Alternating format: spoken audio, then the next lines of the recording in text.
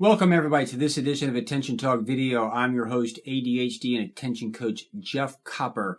Today I'm here to talk about organization and a simple concept of organizing in order to get organized.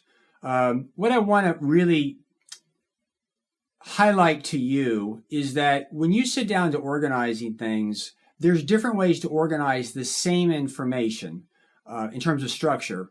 So first of all, you got to pick the structure, and then you've got to organize within that structure. And I think a lot of people don't realize is that the first step is you've got to pick your structure, and sometimes there's different ways of doing it. So I'm going to do the best I can at illustrating this. So this is a graphic that I've put together. I'm hoping it's going to come through. But think of your computer filing system. You have My Documents, and you can have them filed as 1, 2, and 3 with subfolders A, B, and C under each one of them, and then maybe a check or an X. This is one way to organize those information. And you might choose 1, 2, 3 to be the first subfolders, A, B, and C to be the subfolders, and then checks and X's or whatever. Don't get lost into the details, just understand the structure. Same information. We haven't done anything, is we're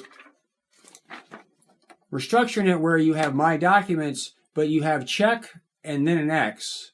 And then under that you have A, B, and C, and under that you have 1, 2, and 3. It's the exact same information. It's just organized a little bit differently. Another example is you set it by A, B, and C, a check and an X, and then 1, 2, 3. The point really here is which makes the most sense. Do you start with 1, 2, 3? Do you start with A, B, C? Do you do check and balance? I know this sounds kind of strange, but sometimes one of these structures is really good for one situation. Other structure is good for a different situation. The thing that's really important is how do you figure out which one makes the most sense? Usually it's a trial and error process that you need to go through to figure out which one makes a little bit of sense. So 1, 2, and 3 could be personal, business, or whatever. X, Y, and Z could be topical and whatever. And what works depends on you. So forgive me if this is a little bit convoluted, but when you set up your filing structure, maybe on your computer or anything for that matter, sometimes you have to think through this. And I find sometimes you'll set it up one way and realize that didn't really make any sense. I've got to change it from 1, 2, 3 being the subfolder to A, B, and C being the subfolder. This drives people with ADHD crazy because they just think they should get organized and they don't see this as a two-step process.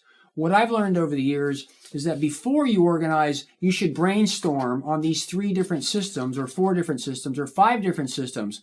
Often you're going to have one system that's positive in one way and negative in another. And the idea is to realize that there's no perfect system. And as I described, sometimes you got to pick the best of the worst and kind of go with it.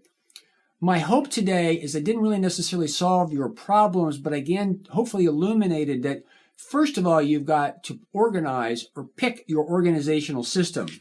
Once you have this, you can begin to file things and organize them within this particular structure. But organization very often is a 2-step process, and people just think that it's one, and that which process you choose, the structure, is a trial and error is something that you need to do a trial and error in order to figure out which one really makes the most sense. That's why a lot of people with ADHD, they get in, they play with it a little bit before they figure out really what makes a lot of sense. Again, I hope this makes you think. I hope this gives you a little bit of insight.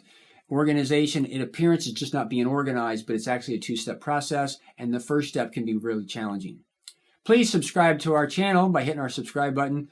Leave your thoughts and comments. I apologize for our low-tech, crude kind of paper stuff, but this is kind of what we do around here. I'm really trying to help you understand the concepts a little bit without spending a ridiculous amount of money on the aesthetics. Certainly, it's sometimes a little bit more hard to follow, but I can produce these a lot easier. So anyway, sorry that it's not high-scale production, but I hope you enjoy the content. Again, subscribe to our channel. Leave some thoughts. I hope you've enjoyed this edition of Attention Talk Video. Take care.